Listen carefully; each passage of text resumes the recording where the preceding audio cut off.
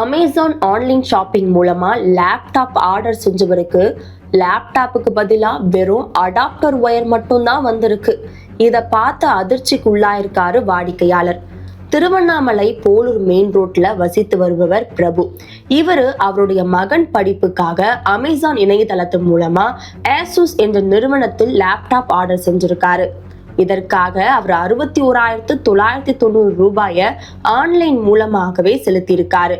இதனைத் தொடர்ந்து October 21 Amazon delivery agency மூலமா பிரபு முகவரிக்கு ஒரு லேப்டாப் பார்சல் வருது. ஆனா அது திறந்து பார்க்கும் பொழுதுதான் ஒரு பெரிய அதிர்ச்சியை காத்திருக்கு.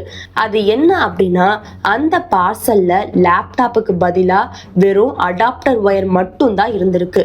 உடனே அதை பார்த்து அதிர்ச்சியாகி டெலிவரி ஏஜென்ஸை கான்டாக்ட் பண்றாரு. ஆனா டெலிவரி ஏஜென்சி என்ன சொல்றாங்க அப்படின்னா, இதுக்கும் எங்களுக்கும் எந்த சம்பந்தமும் இல்லை, நீங்க அமேசான் நிறுவனத்துல புகார் கொடுத்துக்கோங்க அப்படின்னு சொல்லிட்டு அந்த பார்சலை ரிட்டர்ன் வாங்காமலே போயிடுறாங்க. இது சம்பந்தமா அமேசான் நிறுவனத்துக்கு தொலைபேசி மூலமா புகார் கொடுத்தும் இதுவரைக்கும் எந்த நடவடிக்கையும் எடுக்காததுனால திருவண்ணாமலை மாவட்ட சைபர் காவல் ஆய்வாளர் கிட்ட பிரபு தரப்புல இருந்து புகார் கொடுக்கப்பட்டிருக்கு. எனக்கு இதுல பெரிய மன உளைச்சலாவே இருந்ததுங்க. நைட் எல்லாம் தூக்கமே வர்றதில்லை. ரீஃபண்டே கடைசி வரல என்ன பண்ணுறாங்க, கடைசி நாங்கள் கரெக்டாக அனுப்பிச்சிட்டோம், நீங்கள் நாங்கள் ஒன்றும் பண்ண முடியாது, நீங்கள் என்ன பண்ணுறீங்களோ பண்ணுங்க அப்படின்னு சொல்லி சொன்னாங்க.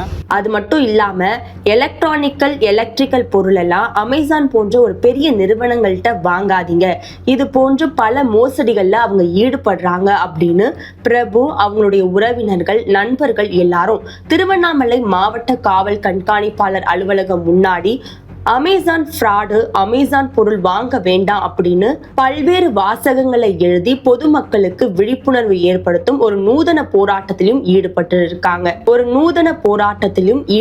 இருக்காங்க.